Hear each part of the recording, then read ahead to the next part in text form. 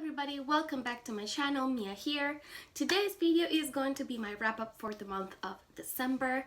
I am very happy with what I read during the month of December. I have to say it has been one of the best months of this year for me, and I'm very excited to share with you guys what I read. So during the month of December, I read a total of 7 things. So in December, I read 3 fantastic children books, 1 magical realism novel, 1 YA fantasy novel, 1 non-fiction graphic novel, and 1 illustrated middle grade book. 6 of those reads were 5 stars, and 1 was a 4-star. So overall, I had an amazing reading month where I really got to just enjoy every single thing that I read and just get lost with every single story I jumped into, which was fantastic, and it really kick-started me for this new year. So hopefully that theme continues on throughout the rest of this new year as well. So let's go ahead and get started. I'll first talk a little bit about the only 4-star read that I had in the month, and that was Tower of Dawn, and this is by Sarah J. Maas. This is the 6th book in the Throne of Glass series. If you've been watching my channel for a while now, then you know how much I've truly enjoyed this entire series. It is one of those series that at some point I would like to be able to reread because I read it as the books have been coming out. And I think that it would be a good experience to be able to just kind of bench read the entire series, see if I still love it as much as I have previously as I've been reading them. Now, one of my favorite things about this series is actually the writing style. It has, of course, some of its YA tropes. It is a YA story, but as the new books come out, I have discovered that I just really enjoy Sarah J. Maas writing. I feel that her writing style is relatively simple. She doesn't use too many extravagant words, and she doesn't beautify the story as much. However, she does do so a little bit, in my opinion, and I think that that's like the perfect balance. I really enjoy her writing. I like how her chapters tend to be a decent length, not too long, not too short, just the perfect length. And also I love how she ends every chapter. She ends every chapter pretty much in a cliffhanger, and you just need to know more. I really enjoy her writing. I also enjoy her writing of her characters. I feel that she does a very decent job at evolving her characters and giving them each individual personalities and whatnot. And some characters you'll really like, some characters you'll like and get annoyed with them on a certain book because they're going through a phase. So I really do enjoy her writing a lot, and I've loved this series. I am also reading her other series, but this particular one is one that I've just continuously enjoyed. Every single book I thought was a great read. I won't obviously tell you too much about what happens in this particular book because it's the 6th book in the series.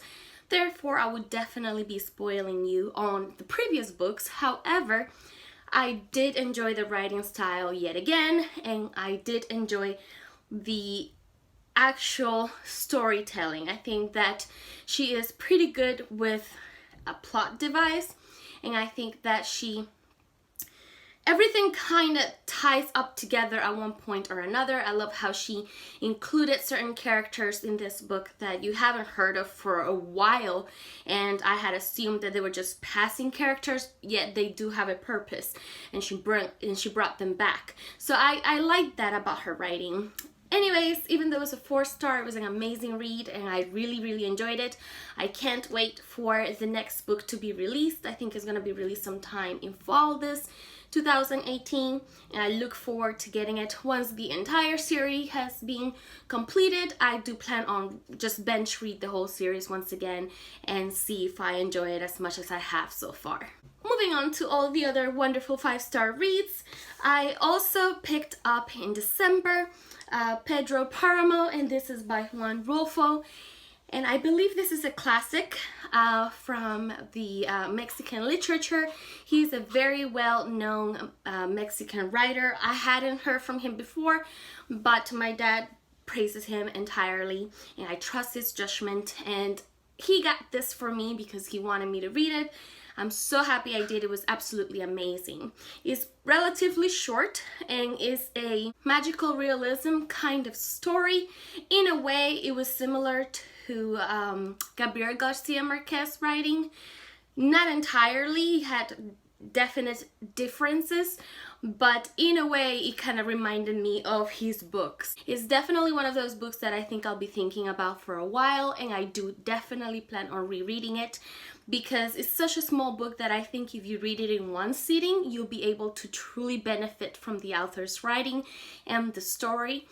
I didn't get to do that, unfortunately. I picked it up right before Christmas, so I read parts before Christmas and then I read afterwards as well, so I didn't get that experience, which I definitely do want to reread it in the future in that way. But the story pretty much follows a man who promises his mother upon her deathbed to go back to her hometown and find his father, because she really wants him to confront his father for pretty much never taking care of them. So he makes that promise. He ends up making a trip to her town. However, when he gets to this town is pretty much a ghost town. And you get to meet all kinds of people who live in this town. And you get to know his father through their tales. But they're all dead. They're all ghosts. And it's really interesting. I have to say I really enjoyed the experience of reading this book. I don't want to tell you too much because I don't want to spoil anything in this book. Once I reread it, I do plan on recording a spoiler review where I will tell you just a quick description at the beginning of the video without spoilers, and then I'll jump into spoilers because I really want to discuss this book further, and I feel that there's no way to do so without, unfortunately, spoiling those of you who have not read it yet. So this was a fantastic read. I gave it 5 out of 5 stars, obviously. Then I was in the mood for some children picture books. They all have very pretty messages. Anyways, this one is Not Quite Narwhal, and this is by Jessie Sima. This was such a pretty book. I'm sorry for the glare, but it was such a cute book. It pretty much follows a little unicorn who lives undersea, and he believes he's a narwhal for a while. However, he discovers he is not a narwhal. He discovers other unicorns, and it's about him pretty much discovering himself and being happy with who he is and finding that medium between these two worlds that he loves. And I thought that was absolutely stunning.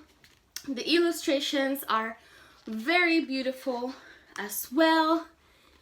So it's pretty much a book about self-acceptance and also about not necessarily having to choose between things, so you could pretty much have best of both worlds sort of thing. So it was a beautiful read. I loved it.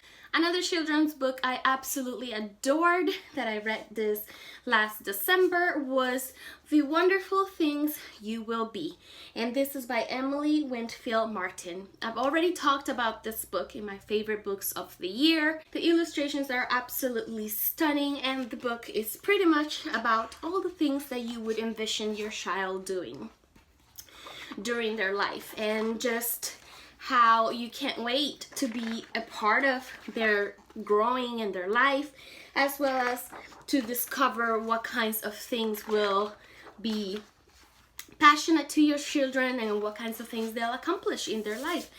And it's very motivational to kids to just be themselves and just follow their dreams, and no matter what they decide to do with their life, their parents will always be there to support them and to love them, and I thought it was absolutely beautiful. And the last children's book that I read last month was Here We Are, and this is by Oliver Jeffers. And these are Notes for Living on Planet Earth. This is another book that I mentioned in my favorite books of 2017, so that tells you right there how much I enjoyed this children's book. I thought it was absolutely stunning. I love the illustrations. They are very different from the other two books. And I also love the message, how there's all these different animals, and it tells you about different people, and it tells you to pretty much just accept each other and love each other and count on each other and support each other. So it is a very united kind of message, and I really enjoyed it. Then I also picked up at the end of the month the 5th Beatle, and this is the Brian Epstein story by Vivek J. Tiwari, Andrew C. Robinson, and Kyle Baker. I loved everything about this comic.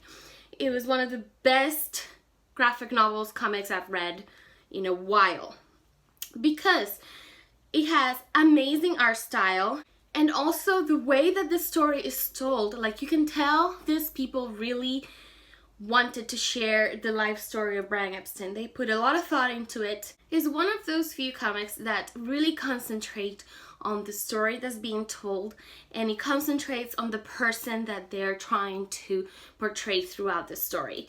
And I have to say, I really got to love and understand Brian Epstein's story based on this comic and his life struggles, the kind of person that he was, what he did for the Beatles. It was just such a beautiful story. I highly recommend everyone to pick this up because it was just absolutely amazing. First, the illustrations are to die for. They are so different even from page to page. I mean, there's such a wonderful variety of different kinds of illustrations throughout. I mean, it's got the same feel, but at the same time, like, it changes so much. I absolutely love the illustrations.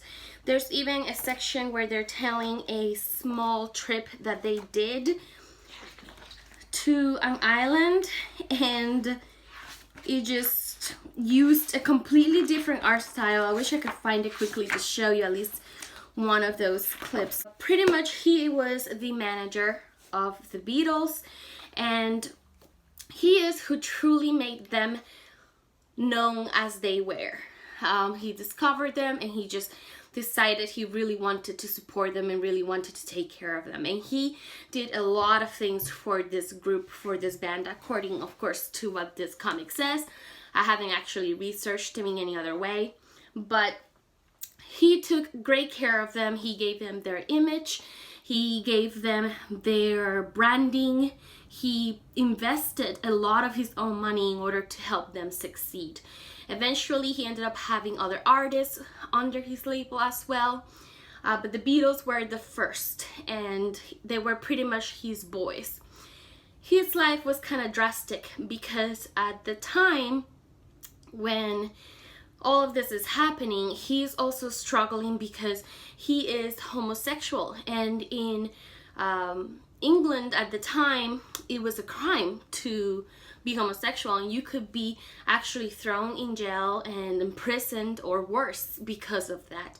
And doctors would view you as somebody who's sick, and they would prescribe you medication, and that was really hard on him, and it was really difficult to live through that with him, and how lonely he actually felt, because even though he did all of these things for all these people, and all these people really did love him and care for him, at the same time he was just a lonely man because he wasn't who he really wanted to be, and he couldn't really express himself accordingly. So it was a beautiful story. I absolutely loved reading it, and I thought, I don't know, the way that they portrayed Brian Epstein was beautiful. Like, I wish I could have been there and just like hold his hand and just like make him feel loved and cared for and not alone. But beautiful comic. And then the last book that I have to share with you today is Harry Potter and the Sorcerer's Stone. It's the first book of the Harry Potter series in the illustrated edition, which is illustrated by Jim Kay. Of course, this entire series is by J.K. Rowling. This was such an enjoyment to read. It was a reread, of course, for me, as I have read the entire Harry Potter series previously. But the experience of reading it with these illustrations was completely different. It was such a joy, and it was so wonderful to revisit this world and actually have images to accompany it throughout the reading. I won't tell you what the story is about, as I'm sure you already know, but seriously, the illustrations are to die for. It's just so many beautiful illustrations. I can't even handle it. It's absolutely stunning. And I am so very happy I finally started rereading Harry Potter. I look forward to reading all of the other books in this particular edition. So those are the books that I read during December 2017. Hopefully you guys enjoyed this video. If so, please go ahead and give me some thumbs up, and I will see you again in another video. Bye!